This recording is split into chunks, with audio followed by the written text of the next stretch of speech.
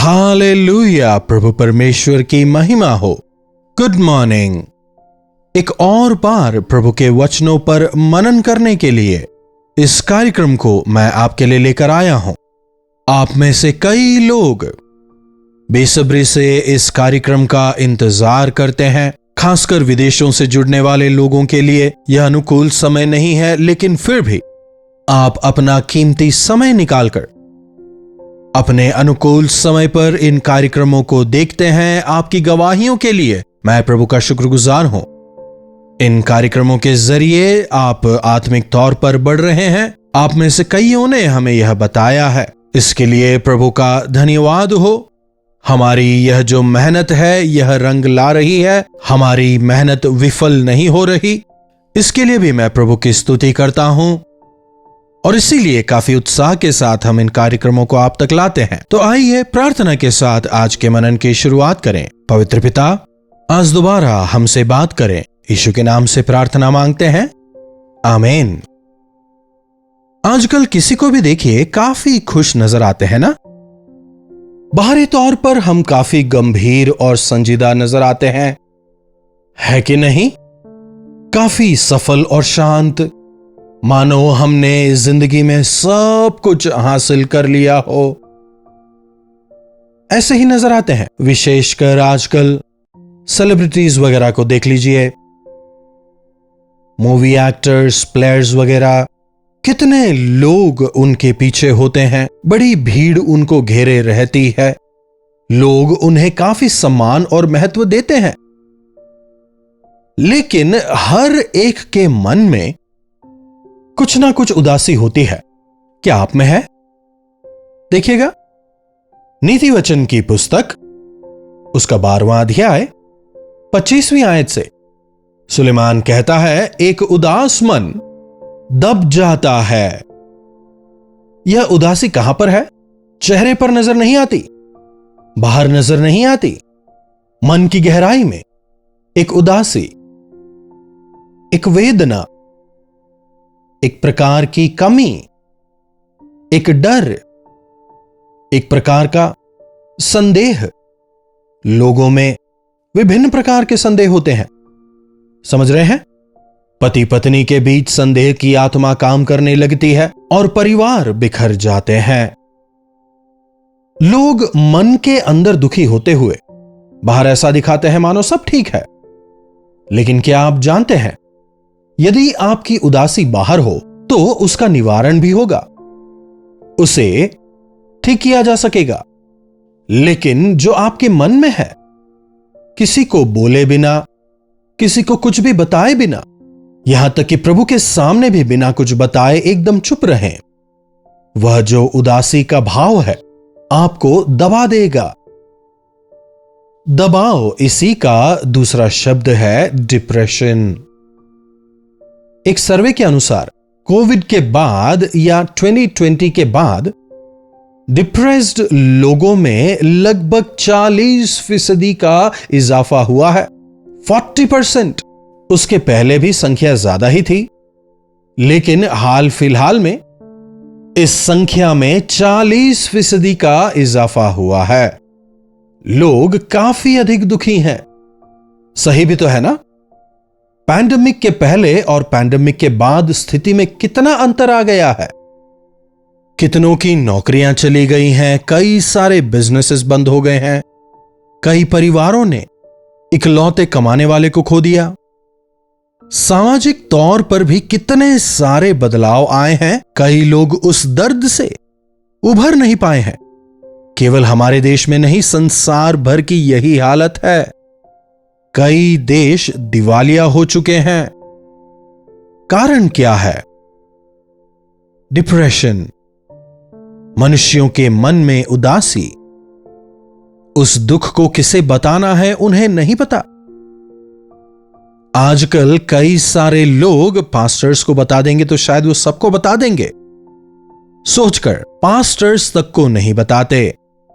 कुछ लोग कहते हैं, अरे सारे पास्टर्स ऐसे ही हैं। जब कोई अपने रहस्यों को आपके साथ बांटते हैं, उन्हें पब्लिक करना बिल्कुल सही नहीं है। प्रभु के अनुग्रह से आज तक जब लोग अपनी परेशानियों को, अपने रहस्यों को, अपने दुखों को मेरे साथ बांटते हैं, मैंने कभी भी अपने प्रचारों में, अपने मीटिंग्स वगैरह में स्टेज पर उनके नाम को लेकर उनका उदाहरण नहीं लिया है। वो गलत है, ऐसा कभी नहीं करना। इसीलिए ऐसे लोगों के लिए माइक में सबके सामने नहीं, लेकिन अकेले में प्रार्थना करना चाहिए। उनकी प्रार्थना जरूरतों को कॉन्फिडेंशियल रखना चाहिए। मैं रखता भी हूं। अगर हम ऐसा करेंगे तभी हम उनकी भलाई करने पाएंगे। अगर कोई अपनी परेशानी को हमें बताता है, उसे अगर हम दुनिया भर में ले जाकर ढिंडोरा पीट दें तो वे और दुखी हो जाएंगे ना? बताइएगा। इसीलिए आज कई सारे लोग उदास हैं। अभी हम दुनिया भर की बात नहीं कर रहे, लेकिन क्या आप दुखी हैं? क्या कोई ऐसा दर्द जो खत्म ही नहीं होता? संतान के ना होने का दुख, विवाह ना होने का दुख, मेरे पति मुझसे प्रेम नहीं करते, मेरी पत्नी मेरा ख्याल नहीं रखती, मुझसे प्रेम नहीं करती, है ना? मेरी पत्नी मेरा सम्मान नहीं करती, हम दोनों के बीच अच्छे संबंध नहीं हैं। किससे कह सकते हैं ये सब? घर की समस्याओं को बाहर बताएं तो अपमान अपना ही होगा ना? बच्चों का दुख, बच्चे बड़े हो गए हैं, बुरे दोस्तों की संगति में पड़ गए हैं, ड्रग एडिक्ट्स हो गए हैं, प्यार प्यार कहकर गलियों में आवारागर्दी करके घूमते हैं। कितने मां बाप आज इन्हीं बातों से परेशान और दुखी हैं। मन की उदासी, अगर मन के दुख दिल के अंदर ही रह जाए, वो धीरे धीरे करके हमें दबाता जाता है। आखिरकार यह निराशा जो है, यह आती क्यों है? जब रिसर्च किया गया तो पाया गया कि अनेक कारणों में से एक है कमी। अगर हमारे जीवन में किसी भी बात की कमी हो, तो वो जो कमी हमारे जीवन में है, उस कमी की वजह से हम डिप्रेशन में चले जाते हैं। मुझे प्यार नहीं मिला, मेरे पास पैसा नहीं है, हमारे पास घर नहीं है, हमारे संतान नहीं है। इस प्रकार की कमियां इंसान को निराश कर देती हैं। आज आपकी कमी क्या है? इंसान हमारी कमियों को पूरा नहीं कर सकते, लेकिन प्रभु हमारी हर घटी को पूरा करते हैं। कैसे महान प्रभु हमारे लिए, कैसे अद्भुत प्रभु हमारे लिए। अपने मन के दर्द को प्रभु को बताएं। हन्ना संतान नहीं है कहकर काफी दुखी थी, मन के अंदर रो रही थी। रोते रोते ही प्रभु के भवन जाती और वापस आती।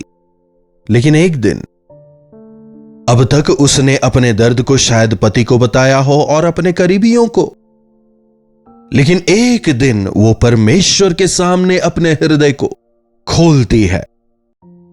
बस तुरंत उसी समय, उसी क्षण उसका डिप्रेशन, उसका दुख, उसका दर्द, सब कुछ गायब हो गया। उस दिन से उसने आंसू बहाना छोड़ दिया। बाइबल हमें बताता है, जिन बातों को मन में रखकर आप दुखी हो रहे हैं, उन्हें प्रभु को बताइए, प्रभु से विनती करिए।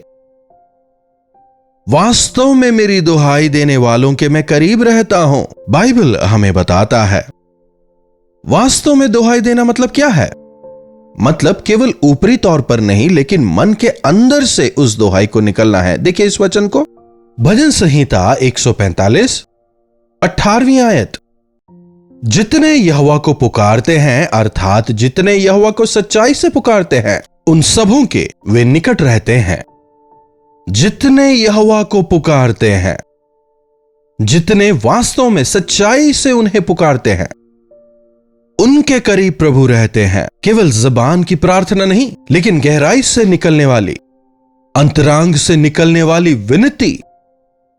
जब वो विनती हमारे अंदर से उठती है, शायद उनमें शब्द ना हो, ग्रामर ना हो, दिखावा तो बिल्कुल नहीं होगा, सच्चाई से निकलने वाली विनती, वो दर्द, वो पीड़ा, जब हम उन्हें परमेश्वर के सामने रखते हैं, वे हमारे करीब रहते हैं, वे हमें हिम्मत देते हैं। शांति पाने के लिए उनके वचन हमारे लिए काफी हैं। दुख दर्द के साथ जो लोग प्रभु के पास गए, प्रभु ने उनसे क्या कहा? शांति के साथ वापस जाओ, तुम्हारे विश्वास ने तुम्हें चंगा किया। आज भी जब हम अपने बोझ को, दर्द को प्रभु के सामने ले जाते हैं, सच्चाई से उनके सामने रखते हैं, प्रभु हमारी सुनते हैं। वचन कहता है हमारे हृदयों को हमें उनके सामने खोलना है। जैसे जल प्रवाहित होता है, अपने हृदय को प्रभु के सामने प्रवाहित करें। और कब तक इस डिप्रेशन में रहना चाहेंगे? इस कंफ्यूजन के साथ, अनसर्टेनिटी के साथ कब तक जीना चाहेंगे? एक बार प्रभु के सामने आए और उगल दें। नीति वचन 12 का 25वीं आयत से, उदास मन दब जाता है, परंतु भली बात से वह आनंदित होता है। भली बात या दयालु वचन हमारे हृदय को आनंदित करते हैं। इस दैनिक मनन के कार्यक्रम के जरिए परमेश्वर की भली बातों को, दयालु बातों को हर रोज आप तक पहुंचाता हूं। इंग्लिश बाइबल में कहा गया है गुड वर्ड्स, प्रोत्साहित करने वाली बातें, रास्ता दिखाने वाली बातें, शांति देने वाली बातें। बाइबल के वचन हमारे डर को हटाते हैं, हमें हिम्मत देते हैं। प्रभु यीशु मसीह के हर एक वचन हमारे हृदयों को शांति देते हैं। इसलिए प्रभु के वचनों को सुने। किसी और को अपने हृदयों के रहस्यों को बताने की जरूरत नहीं। आपके हृदय की अवस्था को जानने वाले प्रभु, आपकी कमी घटी को जानने वाले प्रभु अपने वचन द्वारा आपको हिम्मत देंगे, आपको शांति देंगे, आपसे बात करेंगे। कई लोग ये कहते हैं, वचन सुनने पर ऐसा लगता है प्रभु मुझ ही से बात कर रहे हैं, ऐसा लगता है मानो मेरे विषय कह रहे हैं, मेरी स्थिति के बारे में ही बता रहे हैं। यकीनन परमेश्वर का वचन दो-धारी तलवार से भी चौखा है। हमारे हृदय की गहराई को वो देखता है। परमेश्वर का वचन हमारी भलाई ही करता है। इसलिए क्यों ना हम अपने हृदय को खोलकर प्रार्थना करें, प्रभु से विनती करें। जब हम सच्चाई के साथ में अपने हृदय को परमेश्वर के सामने खोलते हैं, प्रभु दया के वचनों से, भले बोल से, शांति देने वाले वचनों से हमें तृप्त करते हैं, तसल्ली देते हैं। जब क्रूस पर लटका हुआ चोर प्रभु यीशु से कहता है, हे प्रभु आपके राज्य में आप मुझे याद रखें, मृत्यु के भय से भयभीत उस चोर से प्रभु क्या कहते हैं? आज तू मेरे साथ स्वर्गलोक में होगा। आज भी आपके हृदय का दर्द चाहे जो कुछ हो, आपके हृदय का दुख चाहे जो कुछ भी हो, शायद लंबे अरसे से आप निराशा के बवंडर में दबते चले जा रहे हैं। जो लोग डिप्रेशन में होते हैं, डरे हुए होते हैं, निराश होते हैं, लोगों से बात नहीं करते, खुलकर लोगों से मिलते जुलते नहीं, सही से खाते नहीं हैं, पीते नहीं, सोते नहीं, अकेले बैठकर अंदर ही अंदर दबते चले जाते हैं। यह धीरे धीरे उन्हें खत्म करता जाता है। पूरी तरह शैतान के वश में आप चले जाते हैं। इस बात को समझकर अपने आप को शैतान के हाथों में जाने ना दें, निराशा में दबते ना जाएं। निराश लोगों को आशा देने के लिए प्रभु आए, इस बात पर विश्वास करते हुए अपने आप को प्रभु को सौंपें। प्रार्थना। महापवित्र पिता परमेश्वर, प्रभु एक बार फिर से हम आपके चरणों में आते हैं, आपके इन शांति देने वाले वचनों के लिए, आपके इन भले वचनों के लिए, इन तसल्ली देने वाले वचनों के लिए आपका धन्यवाद करते हैं। प्रभु इन वचनों को सुनने वालों में अगर कोई भी ऐसा है जो निराश है, हताश है, जीवन की परिस्थितियों से डरे हुए हैं, जो गिर गए हैं, दब गए हैं, जो डिप्रेशन में हैं, प्रभु आज इसी समय आपके यह सामर्थी वचन उनके जीवन में एक नयापन लाने वाले हो जाएं, एक नई आशा के साथ, नई स्फूर्ति के साथ पवित्र आत्मा से नए सामर्थ्य को प्राप्त करते हुए, आपके वचन में दृढ़ होकर, आपके वचन में प्रभु आप में नई आशा को प्राप्त करते हुए आगे बढ़ने का अनुग्रह दें।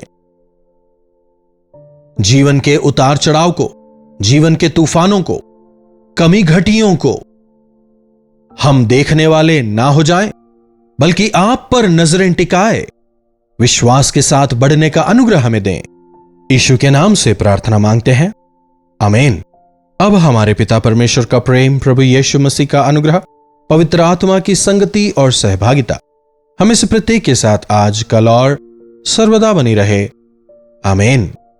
प्रभु की महिमा हो। अपने प्रार्थना विषयों को आप हमें 9884907779 पर व्हाट्सएप, वॉइस मैसेज या टेक्स्ट के जरिए भेजें। हम अवश्य प्रार्थना करेंगे।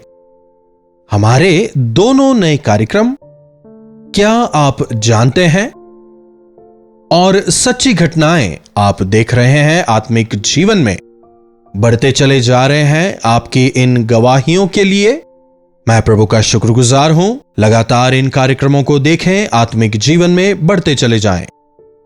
चैनल को सब्सक्राइब करें, लाइक करें और जरूरतमंदों के साथ शेयर भी करें, उनके लिए आशीष का कारण बने। इन्हीं वचनों के साथ आज मैं आपसे विदा लेता हूं। प्रभु आपको आशीष दें। कल्वरी दर्शन, ये है प्रेम के दर्शन, यीशु प्रेम के दर्शन।